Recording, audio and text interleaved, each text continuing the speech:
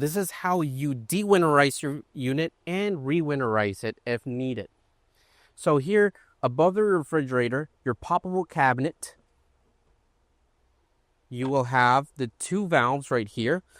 The closest one to you will be your fresh water, and your second line, you're going to pull this little hose right here.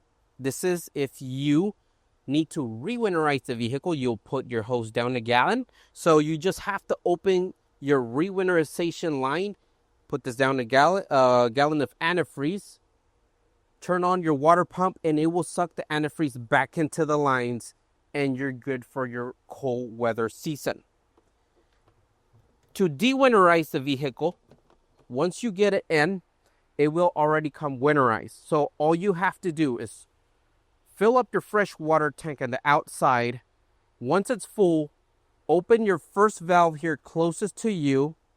You're going to put this back in, and all you're going to do is open your faucet and let it run for 1 to 2 minutes so it washes all the antifreeze out, and you're good to use your system.